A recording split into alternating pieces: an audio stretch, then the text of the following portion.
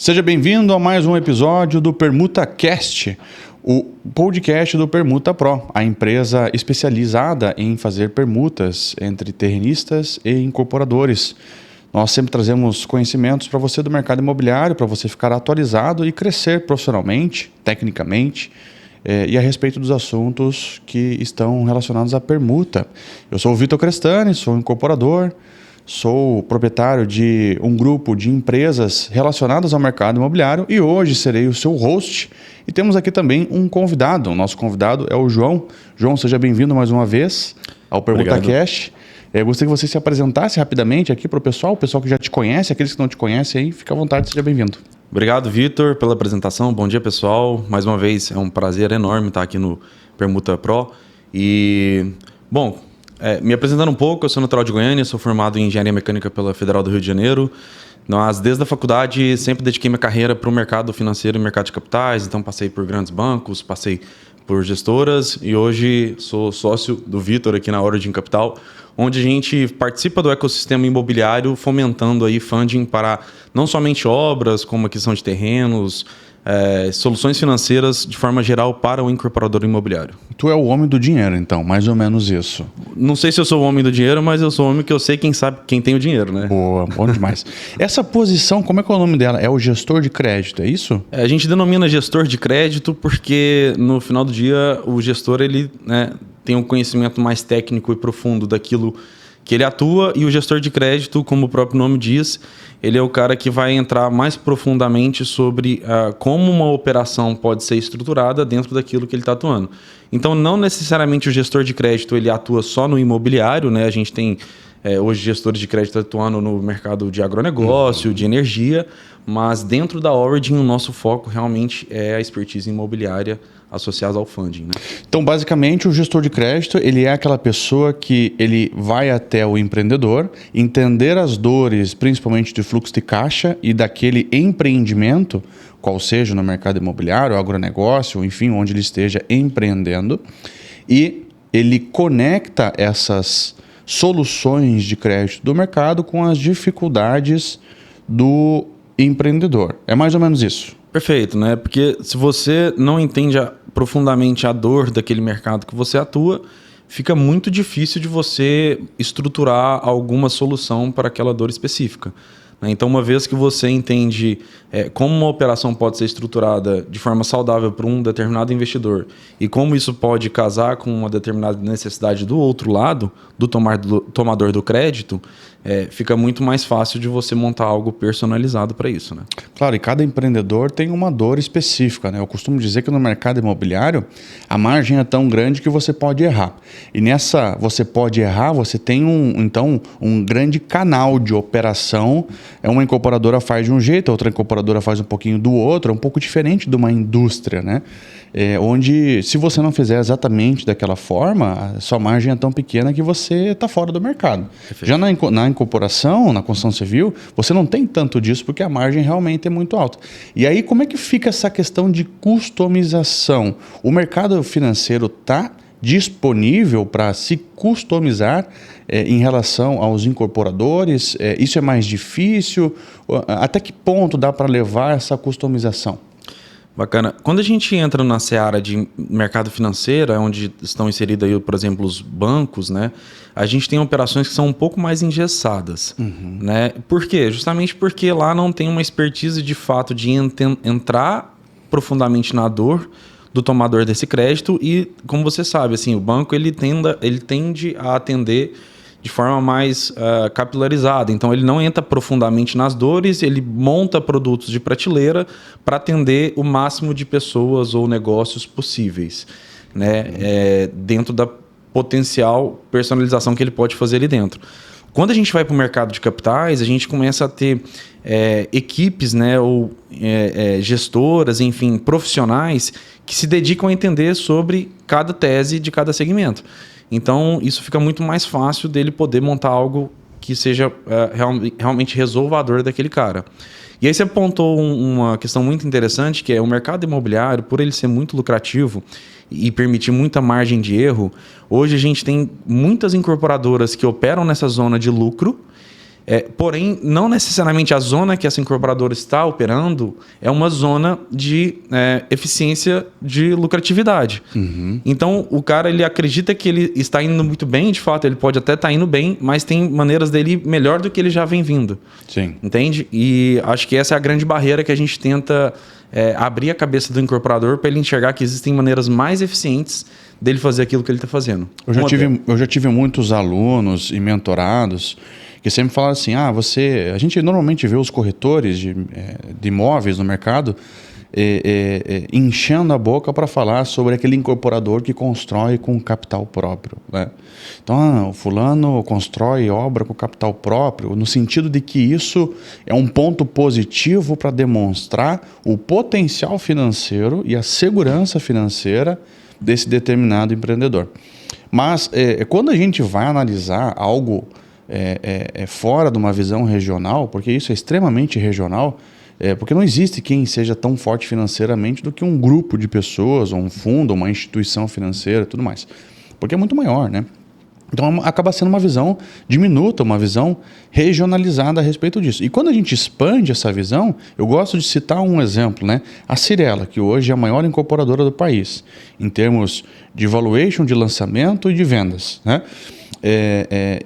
E caixa, ela tem... A última vez que eu tinha visto o caixa dela, ela tinha, 2 bi em caixa.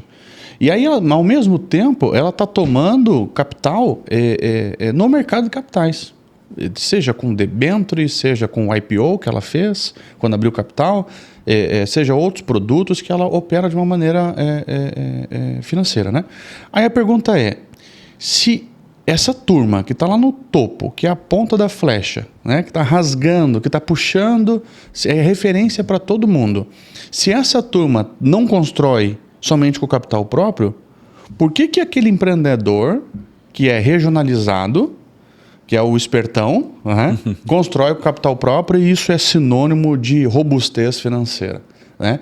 A quem é da área imobiliária acaba confundindo alguns conceitos com realmente o que é robustez financeira na área financeira, né? Então, a gente começa a ver que alguns princípios de que vão balizando uma avaliação de um player dentro do mercado imobiliário e dentro do mercado financeiro são um pouco destoantes.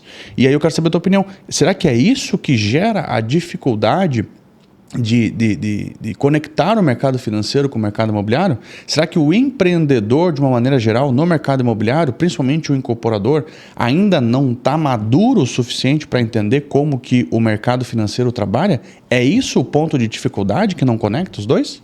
Eu acho que existem algumas situações que causam essa questão que você levantou. Uma das principais delas é a falta de conhecimento, né? Por parte do incorporador. Por parte do incorporador. Então, quando você desconhece algo, naturalmente existe um preconceito sobre aquilo. Né? E esse preconceito muitas vezes te limita pela comodidade, porque, mais uma vez, como eu comentei, às vezes o cara já está numa situação que ele tem lucro, para ele está tudo bem, né? Então, quando a gente pega mercados um pouco mais educados no sentido do funding imobiliário, por exemplo, São Paulo, que já está acostumado a lidar com esse tipo de alavancagem financeira, lá não é tão assustador para um incorporador ouvir falar de funding imobiliário, porque está no dia a dia lá. E, inclusive, assim, se lá você não entra no jogo, né, na seara de utilizar capital alavancado, a chance de você ser competitivo no mercado lá, seja fazendo uma tabela de vendas mais competitiva que vai te dar uma exposição maior, seja para negociar bons terrenos, enfim, você acaba ficando de fora do jogo e você tem que optar por praças menores, onde a competitividade é menos profissional.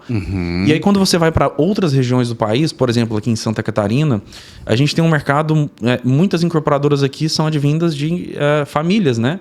Então o pai, o avô que fundou lá atrás uma construtora e aí foi evoluindo e abriu uma incorporadora e tem aquela mentalidade de que dívida é uma coisa ruim. Quando ele chega para falar sobre operações financeiras no mercado de capitais, assusta, né? Mas é muito mais ligado ao desconhecimento sobre como isso é uma maneira até de trazer segurança e tirar um pouco a responsabilidade do incorporador de assumir a bronca sozinho de crescer, do que necessariamente estar se expondo a um risco que ele não pode assumir. Então, olha que loucura, né? Como é que a cabeça funciona nesse sentido limitado do incorporador que ainda não enxerga isso? A dívida ele acha ruim, mas trazer um sócio queimando a unidade por metade do preço para comprar 5, 10 unidades, ele não vê problema. Então aí ele perde, certo, o controle, tem que dar satisfação para uma pessoa que às vezes não tem nenhum nível de profissionalismo para cobrar dele algum nível de satisfação. Agora, quando você vai para um operador financeiro, você tem um contrato estabelecido, você tem profissionais do lado de lá da área financeira, então é uma relação do nível técnico e profissional muito mais alto. Perfeito. Né? E a dívida é justamente o que faz você se alavancar. E aí eu também vejo muito incorporador com medo da alavancagem. Olha lá, está alavancado. Não, ok, tem níveis de alavancagem e riscos que se tomam na alavancagem que realmente não são seguros. Perfeito. Agora, se eu tenho R$100 no meu bolso, eu posso investir em R$100 e a conta do meu mercado é a cada R$100 que eu invisto, eu tiro R$200, por exemplo. Agora, se eu fico limitado ao que eu posso gastar de R$100, ponto, é o meu recurso. Agora, se eu tenho R$100 do meu bolso, e eu tenho R$100 do bolso de outra pessoa para investir no meu negócio, eu tenho R$200 e isso vai virar R$400. Eu remunero os R$100 dessa outra pessoa que me emprestou esses R$100 e eu vou ter um resultado maior. Isso é alavancagem financeira. Perfeito. Ou seja, eu vou crescer além das minhas possibilidades, além dos meus recursos. E assim a gente vai poder aproveitar mais oportunidades de um mercado extremamente exponencial que a gente tem aqui na nossa região. Ou que talvez não seja a nossa região, a gente pode desfrutar de outra região ainda. Né? Então, essa visão sobre tomar dívida e sobre trazer capital externo para dentro da sua empresa é justamente o que faz o crescimento. Nenhuma empresa cresceu, né? Nenhum não rico se tornou muito rico sem se alavancar, sem tomar dívida, né? Sem tomar dinheiro. Por quê? Porque os recursos de quem está começando, até mesmo de quem já é grande, os recursos são limitados. Os recursos que você tem num CNPJ só são limitados. Então, trazer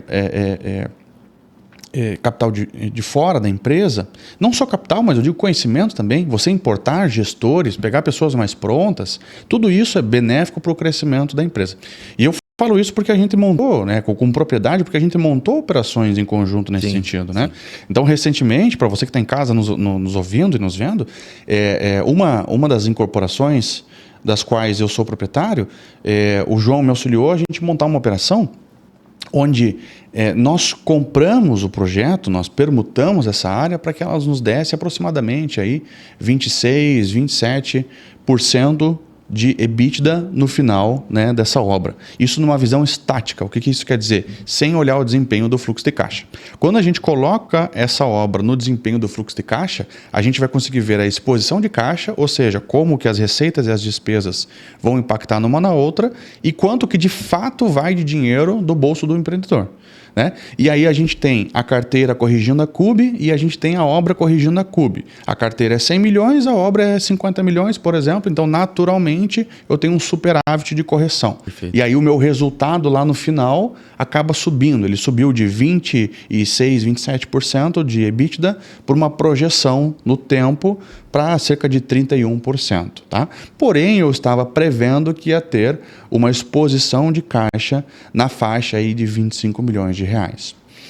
Para que eu não tivesse essa exposição de caixa, o que eu, como empreendedor, faço e o que é costumeiro os incorporadores fazerem? Eles colocam uma tabela de vendas para o mercado, onde o dinheiro acaba entrando mais cedo para a obra. Perfeito. E aí, naturalmente, ele consegue diminuir a exposição de caixa.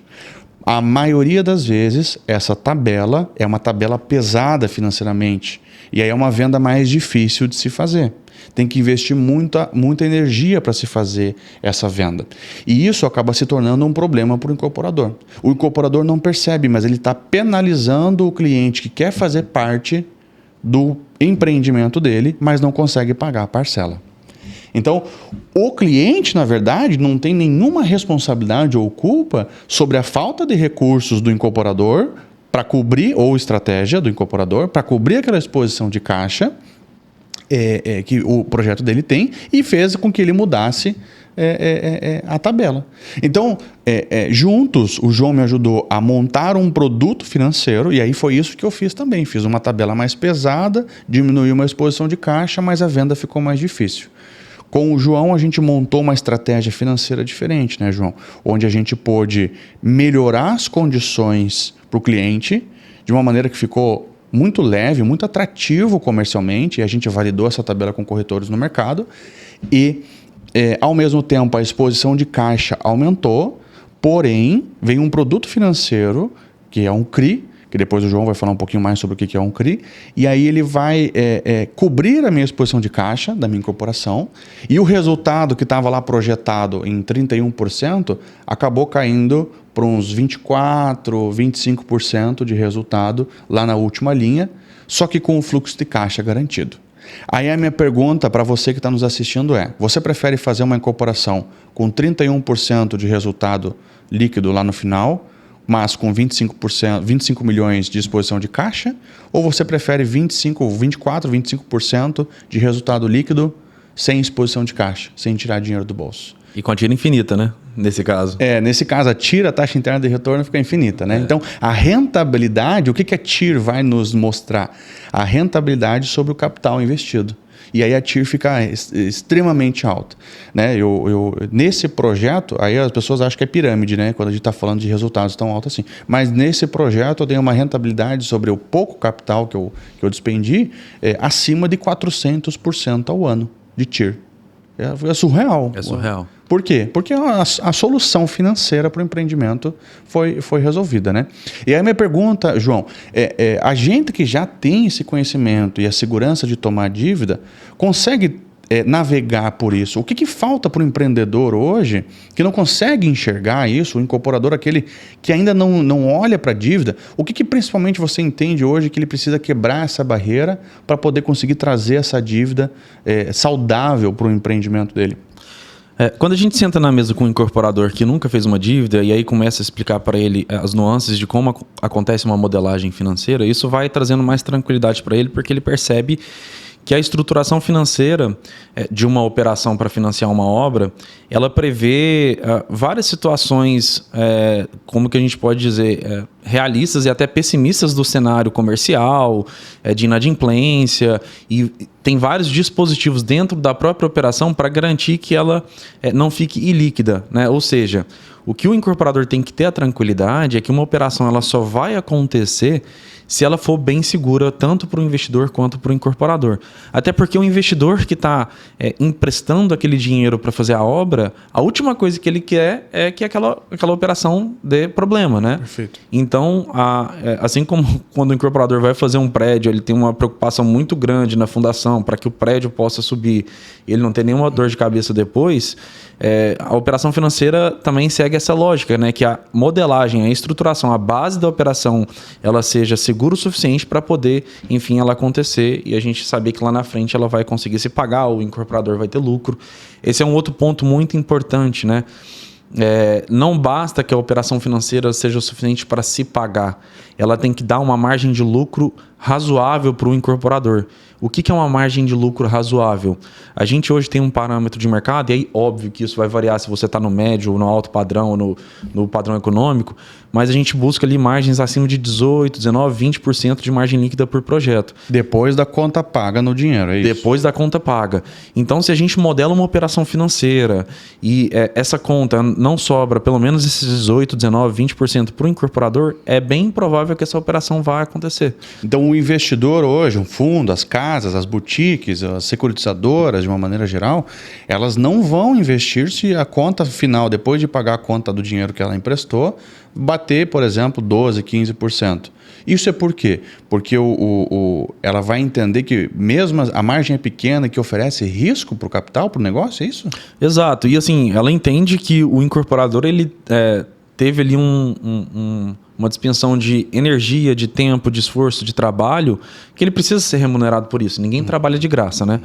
Então, ela entende que só faz sentido entrar numa operação se realmente o incorporador puder ganhar também. Agora, assim, óbvio, nós estamos falando aqui de operações que não estão estressadas, né? A gente sabe, por exemplo, temos alguns mercados que vivem uma certa, ou viveram uma certa euforia e que possivelmente agora a consequência vai vir para alguns incorporadores de primeira viagem que não souberam fazer conta, em que o fluxo de caixa hoje não é suficiente para incorrer a obra que ele precisa incorrer. E aí você entra numa bola de neve onde o cara não consegue cumprir cronograma, aumenta de extrato, diminui o fluxo de caixa dele e ele não entrega o empreendimento, pelo menos não com recursos próprios. Aí a gente vai para uma seara de operações estressadas, que aí é uma outra conversa e não o objeto dessa nossa primeira conversa inicialmente, né? Esse cenário que você citou é mais ou menos o que a gente observa no mercado de Porto Belo?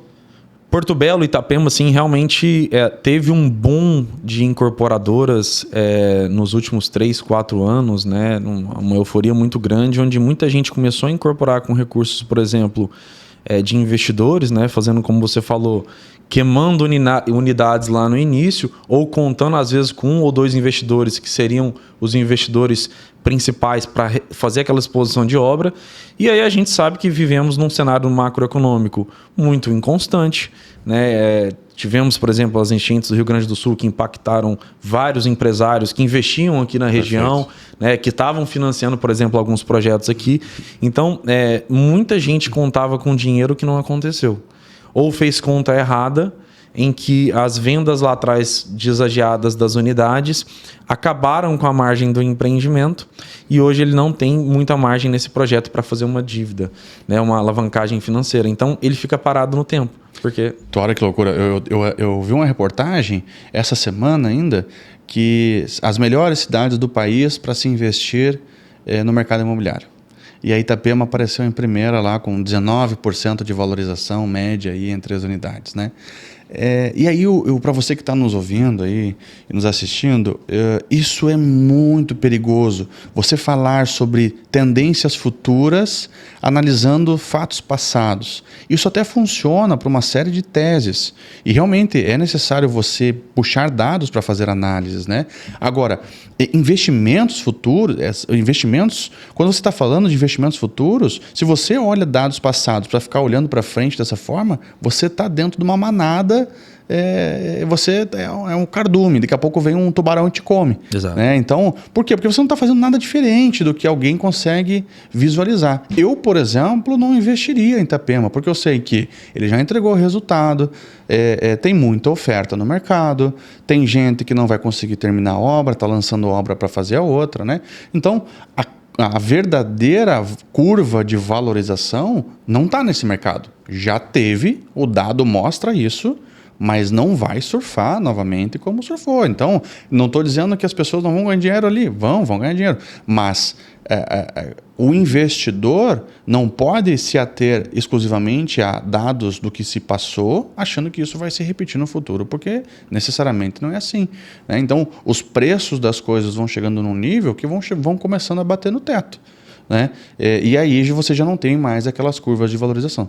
E é por isso que a gente tem, inclusive, no grupo, uma empresa de investimentos que é a Cota Real. A Cota Real atua com terrenos. Eu costumo dizer, né, a gente tem fundo que compra terreno. Né? Isso é a Cota Real hoje. Eu costumo dizer que o nosso negócio não é em praças onde você vê que está saindo as obras. Porque o pessoal vê as obras saindo e fala assim, essa praça aqui tá boa, hein? Essa aqui para investimento agora é a bola da vez. Para nós não é.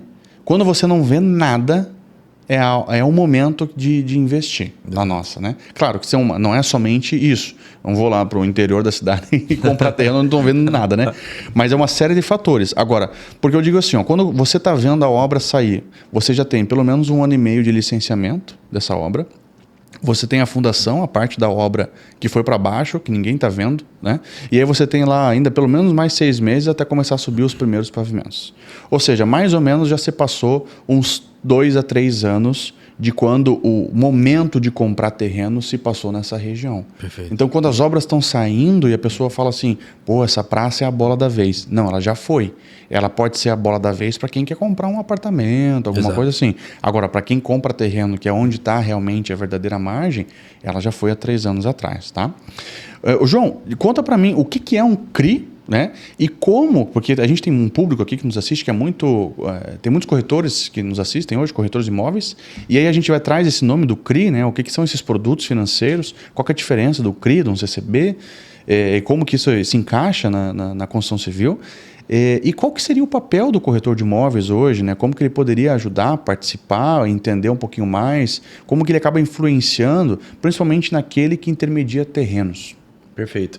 O CRI pela própria nomenclatura, é certificado de recebíveis imobiliários. Então, nada mais é do que um instrumento de captação de recursos financeiros lastreados em recebíveis imobiliários. Tá? Uhum. Então, obviamente, esse recurso ele tem que estar associado ao financiamento de algo imobiliário. Tá? Então, houve-se até uma regulamentação nova para garantir que isso acontecesse de 2023 para cá. Mas, assim, acho que a seara mais importante que a gente tem que entender aqui não é nem essa parte mais técnica sobre se é um CRI, se é uma CCB, uma nota comercial, uma debênture que a gente está emitindo para poder captar esse recurso financeiro.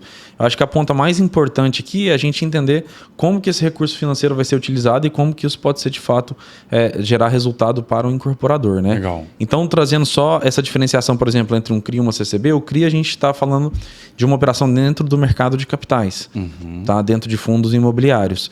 Quando a gente fala de uma CCB, é uma cédula de crédito bancário, que só pode ser emitida, por exemplo, por operações, por bancos. Então, dependendo da operação que a gente estiver tratando, do volume e do perfil dessa operação, a gente pode emitir uma CCB ou uma CCBI, por exemplo, que é uma cédula de crédito bancário imobiliária, né, que tem uma série de vantagens, por exemplo, frente a um CRI, dependendo do volume. E aí, mais uma vez, entra realmente na necessidade daquela operação, daquele empreendimento, do incorporador, do volume que a gente está falando para resolver uma dor financeira. Ela é customizada, no caso. Exato.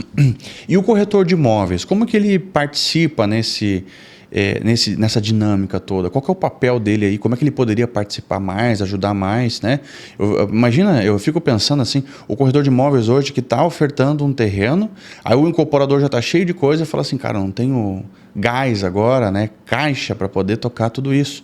Mas aí o corretor ele chega e fala assim, não, mas eu trago uma solução financeira que você não vai precisar expor o seu caixa. Não seria lindo? É possível fazer isso? É completamente possível e muitas das operações que a gente roda hoje, elas são advindas de originações de corretores imobiliários que conhecem, né, o mercado de capitais, conhecem a estruturação financeira, né, e são parceiros da Origin e trazem esses incorporadores para dentro do nosso ecossistema. Né? Então, o corretor ele começa, inclusive, a se diferenciar no mercado nesse sentido, porque ele não é mais somente o cara que vende unidades desagiadas para, por exemplo, talvez captar um funding inicial ali para a obra. Ele já passa a ser o profissional que ajuda não só a captar esse recurso inicialmente, mas também trazendo estratégias financeiras para o incorporador parceiro dele. Né? Então, hoje, muitas das operações que a gente roda na Origin são advindas de corretores fazendo essa intermediação entre a Origin e as incorporadoras. Recentemente, um corretor me fez uma oferta de um terreno que tem um aporte e ele comentou assim, Vitor, esse aporte eu consigo ofertar para investidores e esses investidores podem aportar. E realmente é uma solução. Só que normalmente é a única solução que os corretores de imóveis conseguem prover. Né?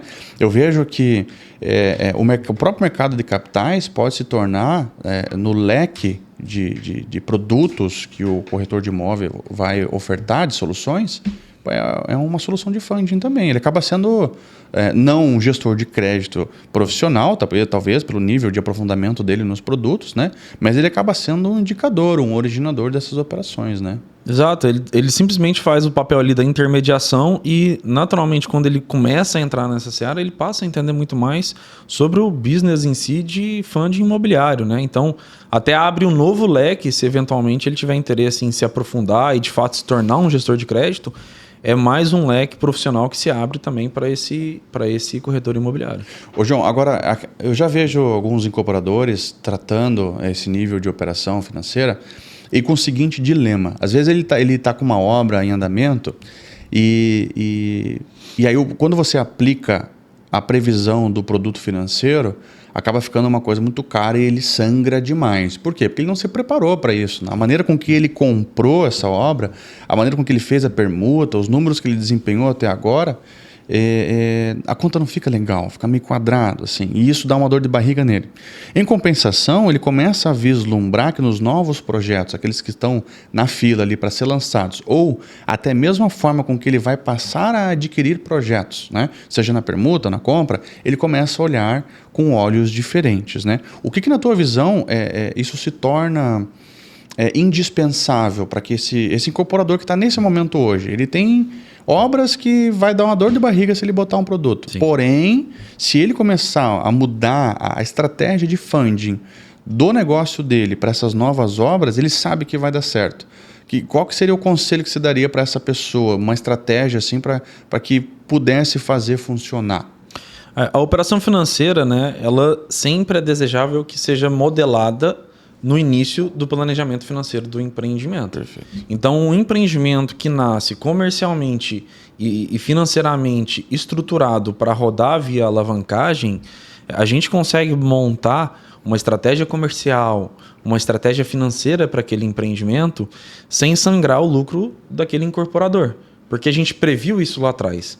Tá? Então, a gente pode separar basicamente aqui em duas vertentes. Temos o incorporador que já tem obras em andamento e às vezes a obra tem uma margem apertada e colocar uma operação financeira só para aquele empreendimento sangraria bastante aquele empreendimento e não seria possível ser feito.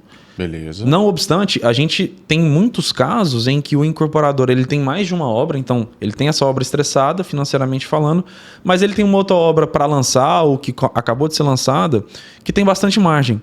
Então o que muitas vezes a gente faz? A gente engloba numa mesma operação financeira 1, 2, 3, às vezes até 5 projetos. Já vi CRI rodando com 7 projetos ao mesmo tempo, em que um projeto que é mais rentável, ele acaba equalizando com esse projeto que antes sozinho, por conta própria, não consegue se pagar. Entendi. Então, essa é uma baita solução aí para o incorporador hoje, né? Exatamente. Então, a gente consegue, dentro de uma mesma operação, primeiro, diluir os custos dessa operação entre esses empreendimentos. Então, acaba saindo uma operação percentualmente mais barata para o incorporador. Perfeito. E, além disso, a gente começa a viabilizar empreendimentos que antes não tinham solução, não tinha soluções, e um empreendimento que tem margem consegue salvar o outro. Perfeito. Eu costumo dizer, né, que o capital próprio é o capital mais caro de todos, né? Porque a taxa mínima de atratividade, por exemplo, o capital do banco ele tem que rentabilizar tantos por cento ao ano, e é assim que você toma esse capital no banco, né? Contrata ele. Agora, o capital próprio, qual que é o valor que ele tem que rentabilizar? É o valor das oportunidades que você deixou de fazer. Exato. Então, às vezes você podia ter triplicado seu capital, quadriplicado seu capital num período de tempo aí, e você não está fazendo essas operações que você está botando seu capital próprio em obra que você podia estar ancorando num produto financeiro que já tem um custo estabelecido. Exato. Né? E daí, se colocar dessa forma, começa a trazer clareza para o incorporador, né? Eu acho que não faz sentido nenhum, né? O incorporador, não só o incorporador, tá? E eu vou falar de maneira geral, o empreendedor brasileiro, ele geralmente não considera um custo extremamente importante dentro da operação dele, que é o custo de oportunidade. Sim. O que é o custo de oportunidade? O custo de oportunidade é exatamente isso que você falou. É quanto custa usar o próprio recurso financeiro mediante as oportunidades que essa pessoa tem. Então, o custo de oportunidade do Vitor não necessariamente é o mesmo custo de oportunidade do João. Perfeito. Não necessariamente é o mesmo custo de oportunidade do incorporador X ou do dono do supermercado Y. Perfeito. Né? Cada um vai ter um custo de oportunidade. Então, basta você olhar para a tua própria... para a tua própria atuação e entender quanto que o meu dinheiro rentabiliza na minha operação. Então, mais cedo a gente falou, né? A gente tem incorporações hoje que vão ter uma margem líquida, por exemplo, de 20%, 25%, 30%. Tem projetos com 45% de margem líquida. 40%. Depende muito, né, da lucratividade do teu empreendimento. Então, quanto não custa o capital desse cara para ele estar usando o próprio recurso dele para desenvolver os empreendimentos dele? Né? Exato. Então, hoje, mesmo num cenário onde a Selic está alta, e muita gente me pergunta isso, fala, João, com a Selic alta desse jeito, tem como fazer operação financeira? Tem. Por quê? Porque o custo, por exemplo, quando a gente chega num custo efetivo total hoje de 16, 17, 18% ao ano de uma operação financeira, ele ainda assim é um custo muito mais barato do que o custo de oportunidade, por exemplo, de um incorporador que opera com 25% de margem, com toda 26%. certeza, com toda certeza. E aí eu vejo também muitas pessoas falando assim, mas fulano foi pegar dinheiro no banco, agora a Caixa está financiando a obra dele, como se isso fosse ruim, né? E aí eu costumo dizer que banco não empresta dinheiro para quem não tem. Exato. Ponto. Se tem alguém que sabe avaliar crédito de verdade de uma pessoa, né, são os melhores avaliadores de crédito, são as instituições financeiras. Né? E outra, o banco atua como um garantidor.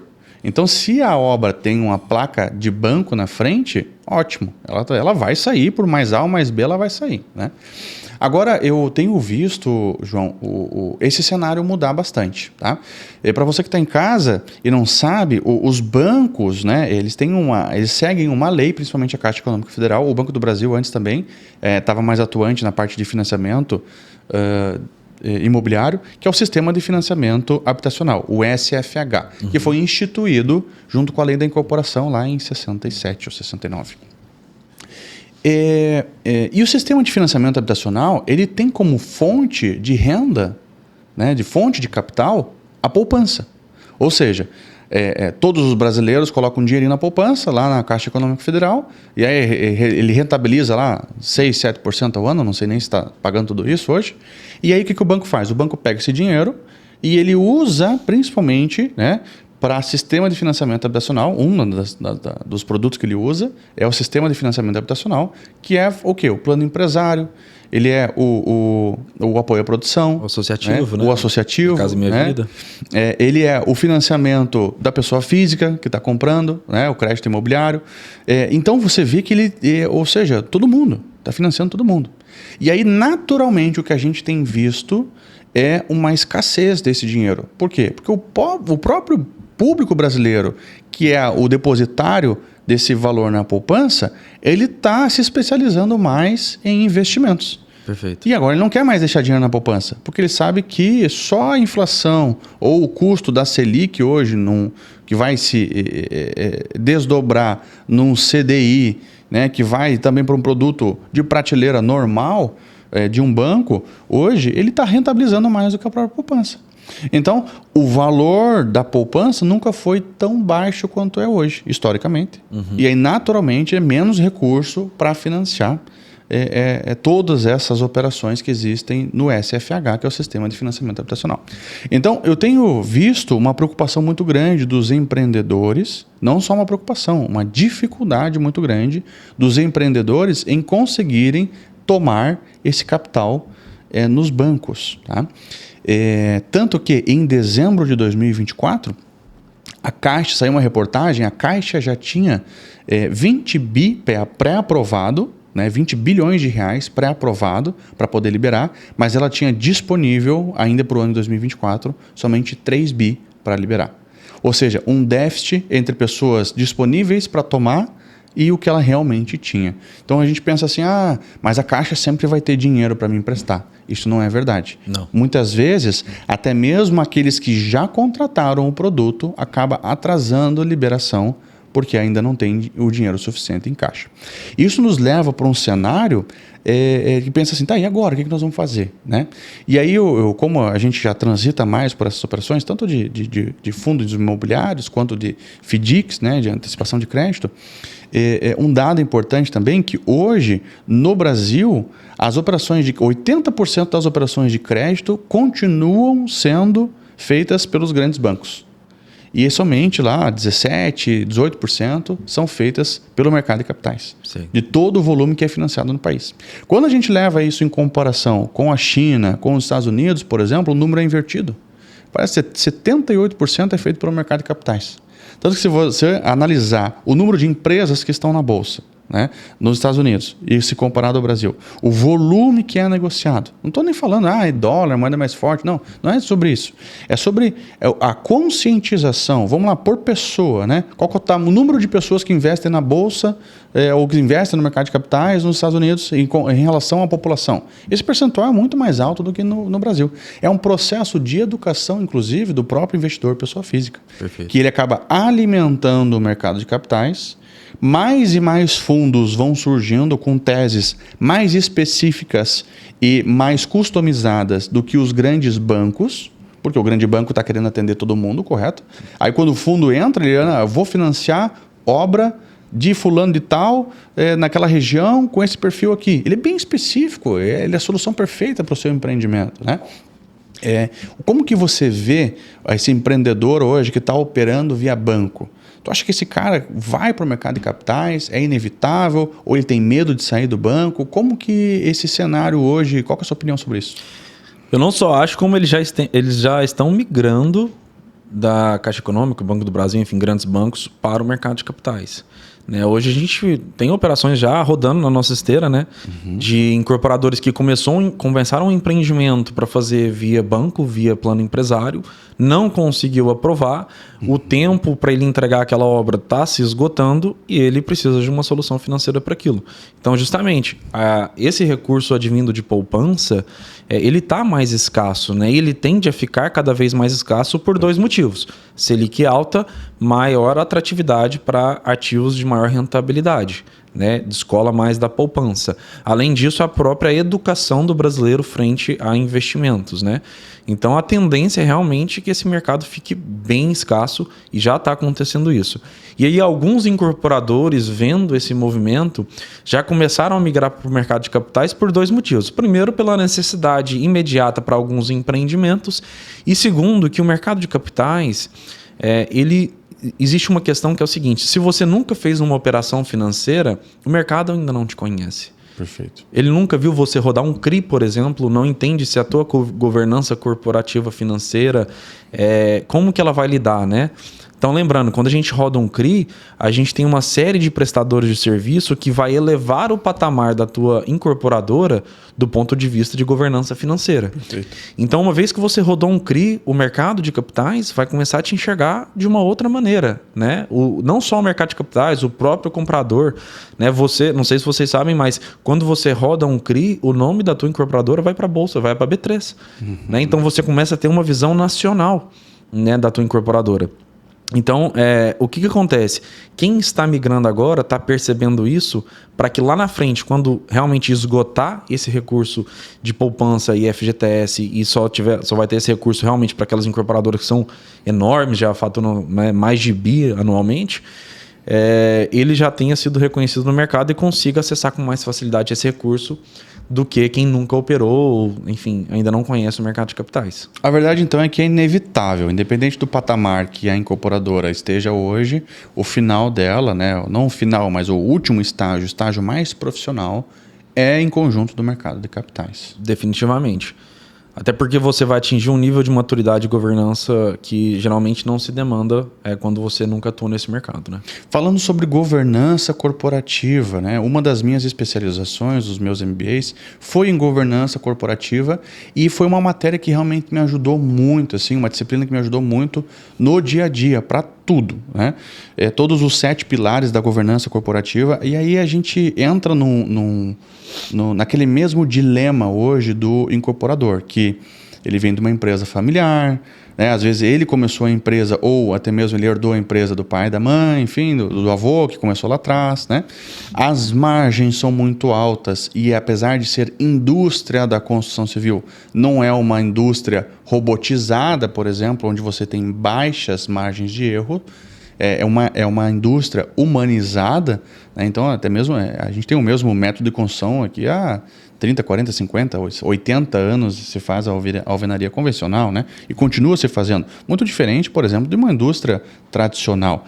Então, se continua ainda com essas margens altas e com essa mão de obra muito operacional, muito manualizada, se continua errando muito. E aí a governança corporativa, ela vem para, de fato, melhorar essas margens, né? Por que esse empreendedor hoje não está se preocupando em aumentar mais o resultado dele, né? Isso é uma provocação aí para todo mundo que eu converso, eu coloco isso na mesa. Beleza, sua margem, você está feliz com 20%, tá, mas por que não poderia tirar 25% nesse projeto? Não é o caso de você ficar lá matando seus fornecedores, porque senão esse cara não vai te entregar lá na frente, você mata o fluxo de caixa dele. Não é sobre isso, é sobre você melhorar a eficiência daquilo que você faz, e aí você tem a eficácia do projeto desempenhando melhor. Perfeito, aumentou o seu lucro, né? É não perder para si mesmo, só isso, né? Fazer o melhor que você pode fazer, porque se você está num mercado mais competitivo, você não tem outra opção a não ser fazer isso. Né? Então, na logística, por exemplo, começou a errar na logística, tem outra transportadora que vem e pum, te engole. Por quê? Porque o cara está com margem maior. Farmácias, por exemplo, né? As estruturas das farmácias são margens muito pequenas. Por quê? Porque remédio é quase commodity. Você atravessa a rua, tem outra farmácia ali. Então, eles trabalham com margens pequenas. Né? Agora, como é que faz para sobreviver nesse mercado? Processo. Tem que ser muito bom. Né? E volume, processo e volume. E quando a gente vai para a incorporação, a gente começa a ver também que quanto maior a incorporadora é, menor tende a ser o resultado dela. Porque naturalmente ela cresce, ela precisa crescer em gestão, ela precisa crescer em corpo diretivo, ela precisa crescer em governança corporativa. E isso naturalmente vai comendo mais margem. Porém, você não está fazendo um prédio, você está fazendo 40 prédios ao mesmo tempo. E aí o seu resultado acaba sendo positivo maior. O que tu entende, João, sobre a principal dificuldade do incorporador hoje em dar esse passo de governança? É preguiça de estudar? É desconhecimento sobre isso? Se você tivesse um incorporador hoje que te pedisse uma opinião, como é que eu faço para melhorar a governança da minha empresa para dar esse passo no mercado financeiro? Por onde eu começo? Legal. Acho que assim, primeiro ponto, né? Você falou muito bem, existe a governança operacional ali, de fato, das obras, onde ele vai entender se ele está desperdiçando muito material, se realmente o setor de compras está fazendo as melhores negociações e encontrando os melhores fornecedores, né? Se a equipe de obra que contratou está sendo eficiente realmente ali no tempo de trabalho dela. Né? Então tem esse tipo de governança que você olhar operacionalmente para a tua empresa. Existe a governança também, por exemplo, financeira, de gestão mesmo da própria empresa, né? Então, quando a gente entra, por exemplo, né, que é o nosso caso aqui da gestão financeira do incorporador, a gente tem que, primeiro, não é necessário, mas é muito importante que ele tenha um balanço, né, as demonstrações financeiras bem estruturadas, né? Tem muita gente hoje que faz isso ainda hoje praticamente a gente fala, brincando de papel de pão, né? Perfeito. Então é importante que seja muito claro, né, como que está essa governança financeira, né? Como que está esse balanço, quem que está fazendo esse balanço. É possível auditar esse balanço no futuro próximo? Isso é bem interessante para o mercado de capitais, né? A partir do momento que você audita o teu balanço, você tem uma outra visão de profissionalismo dentro da tua estrutura financeira. Perfeito. Né? Então, os teus empreendimentos são operados em SPE ou você opera esses empreendimentos, por exemplo, dentro do próprio CNPJ da incorporadora, né? Então, todas essas diretrizes, né, são diretrizes que quando a gente traz o incorporador para dentro e ele ainda não executa, a gente dá a consultoria justamente para ele melhorar essa parte de governança, para que quando ele for captar um recurso financeiro, seja via banco, seja via mercado de capitais, ele esteja muito melhor preparado para isso e não tenha nenhum empecilho. Legal, eu vejo que o incorporador ele fica muito distante do contador dele, né? Na verdade, ele tinha que ser um melhor amigo. Exato. Então, às vezes, ele está preocupado com um financeiro que vai cobrar os boletos e vai pagar os outros boletos, né? No quanto você pagar, quando você receber. Mas a importância de poder demonstrar a realidade da operação, que às vezes ele está tendo sucesso e está muito bem e show de bola, e realmente a construção civil tem muito espaço. Tem um amigo meu que ele fala assim, na construção civil só não faz dinheiro quem é muito ruim ou quem não tem caixa. Né? Ele fala sobre isso. E realmente é isso, porque a margem é alta. Né? Então ele está dando certo. Só que ele precisa demonstrar isso num balanço patrimonial, nas demonstrações financeiras, né? De uma maneira geral, com fidelidade. Tem que ser fidedigno a operação.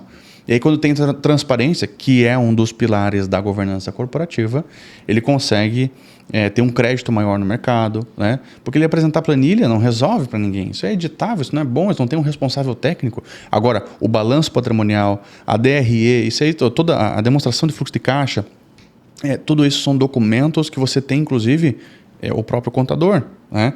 Você pode trazer uma auditoria externa. Não precisa ser uma Big Four dessas grandonas. Não, mas pode ser uma outra empresa regional que não seja, que seja antagônica a você, mas sabe, não seja interessada, não esteja no seu grupo de empresas, né? Você não pode botar o gato para cuidar do rato. Exato. Né? Senão ele vai querer comer o rato, não dá. Então você pode. Essa é a função da auditoria externa, para que você possa fazer um double check sobre os seus números, né? É bom para o empreendedor e abre muitas portas para ele no mercado de capitais também, tá? João, considerações finais aí sobre esse produto. Quero saber de você, o que falta hoje para esse incorporador, principalmente na nossa região aqui, e para o corretor de imóvel. Como é que a gente faz esse mercado crescer? Porque quando a gente tem incorporador com mais dinheiro em caixa, ele começa a olhar para mais obras. Isso acelera tanto as permutas, acelera as vendas a varejo e o próprio incorporador consegue um resultado maior. O que é o ponto-chave, eu acho, que você entende que falta para dar esse passo na nossa região? O que falta para dar esse passo é basicamente mandar uma mensagem para nós aqui, que a gente vai sentar com esse incorporador e fazer conta com ele e mostrar realmente. E não é uma questão de opinião, né, Vitor? Que são números, eles não mentem, é questão de fatos. Sim. Então, muitas vezes o incorporador que ainda não enxerga isso é porque talvez ele não esteja fazendo a conta correta ou ele ainda não enxergou como que essa conta, de fato, ela deve ser analisada, né? Então, só queria dar um exemplo aqui de algo que é muito importante. Muitas vezes eu chego para o incorporador e pergunto qual que é a sua TIR aí, média nos empreendimentos. E ele não sabe nem me responder como calcular a TIR. Ele nem sabe muitas vezes o que é a TIR. Ele sabe que ele bota X, tira Y, mas ele não fala quanto tempo ele demora para fazer isso ou não leva em consideração. Ele, no máximo, vai saber o lucro líquido dele. Então, quando a gente começa a ter um pouco mais de profissionalismo também na análise do retorno sobre o investimento daquela operação rodando, a gente começa a ver que realmente não faz sentido ficar botando recursos próprios. E aí eu acho que o convite que eu queria deixar para o pessoal que está aí em casa, seja você incorporador imobiliário, seja você construtor que quer começar a incorporar, ou você que é corretor e quer entender um pouco mais sobre operações estruturadas, modelagem financeira, entender como que a gente pode estruturar uma operação para o teu empreendimento, enxergar de fato a conta, como isso vai impactar o meu resultado e o que muda daqui para frente. Vou lançar um projeto daqui a 6 meses. João, me ajuda a entender aqui qual tabela que eu posso praticar, como que fica uma modelagem financeira para eu financiar a obra do zero, para eu não botar nenhum centavo na minha obra. Manda uma mensagem para a gente, né? Meu contato está disponível. Estou sempre aqui na região de Itajaí, Balneário, Florianópolis, enfim, todo o litoral de Santa Catarina, toda semana estou disponível. A gente senta a estrutura, sem nenhum tipo de ônus, obviamente. A gente visa aqui parcerias de longo prazo, né? E consegue operar em todo o Brasil também? Em todo o Brasil. A gente não está restrito ao mercado de Santa Catarina. Hoje nós temos operações rodando no Nordeste, Centro-Oeste. Então, enfim, a gente está realmente sempre aberto a conversar e mostrar os números aí para o incorporador. Legal, muito bom. Então, para você que nos assistiu hoje, nós recebemos aqui o João, da Origin Capital, meu sócio também. Muito obrigado, João, você foi muito esclarecedor. Eu acho que fluxo de caixa é o que reina nos negócios aí. Caixa manda, né? Lucro é virtual e caixa que manda. Então, para você que é intermediador de terrenos, saiba que você precisa saber dialogar a respeito disso. Você precisa resolver mais problemas. Quanto mais problemas do incorporador você resolver, mais bem quisto você vai ser, mais bem relacionado você vai ser, mais espaço nas mesas de negociação você vai receber também. Tá? A Permuta Pro está aqui para isso, para te auxiliar a ser esse profissional que tem mais espaço, que faz mais negócios, que ganha mais dinheiro no final do dia. E o PermutaCast, ele também tem esse objetivo de te informar mais, te dar mais munições para que você, quando vá para o campo de batalha aí do nosso mercado, do imobiliário, para que você consiga desempenhar melhor a sua atividade profissional. Obrigado pela sua presença, obrigado pela sua audiência, nós ficamos por aqui. Até mais. Obrigado, pessoal.